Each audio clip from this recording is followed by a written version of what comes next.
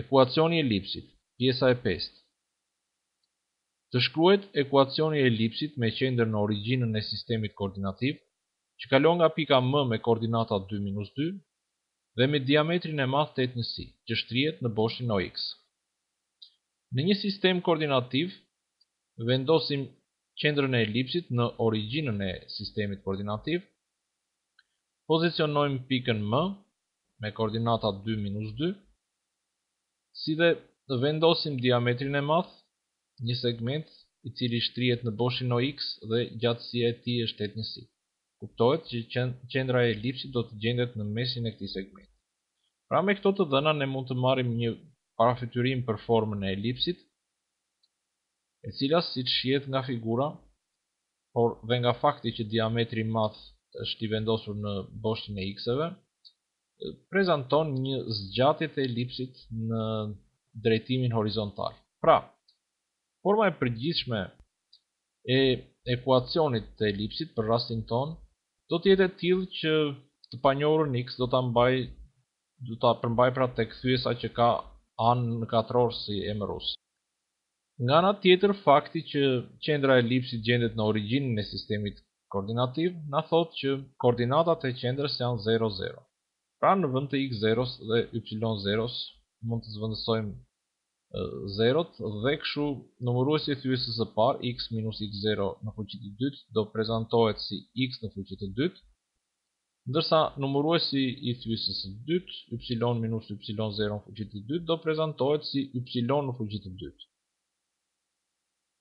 Për të vazhduar me plotësimin e ekuacionit me gjetjen e a-s në katror dhe b-s në katror. Nga fakti që diametri i madh është 8, nënkuptohet 2a baras me 8 dhe gjysma e tij, pra a-ja që na intereson ne, do të jetë 4. A në katror 16. Pra në vend të a-s në katror do zvendësojmë 16. Për gjetjen e b-s në katror do të përqendrohemi tek pozicioni i pikës M si një pikë e elipsit dhe koordinatat e saj që janë 2-2. Pra, është e mundur që këto koordinata t'i zvendësojmë në vend të x-it dhe të y-it dhe kemi garancinë që ana e majtë e këtij ekuacionit të jetë përsëri e barabartë me anën e djathtë, pra me 1.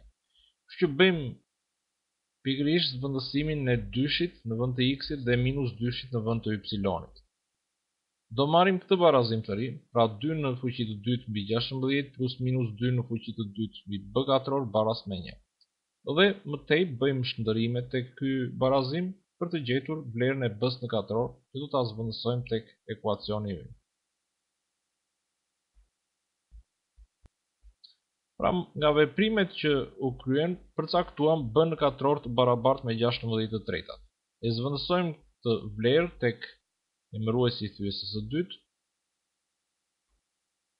dhe më tej mund të bëjmë dhe pjesëtimin e y-it katror me 16/3, që shfaqet si shumëzim i y-it në katror me tanasjellten e thyesës 16/3, nga ku përfitojmë ekuacionin x në katror mbi 16 plus 3y katror mbi 16 baras me 1, i cili është ekuacioni i elipsit që përmbush kërkesat e paraqitura në ushtrimin tonë.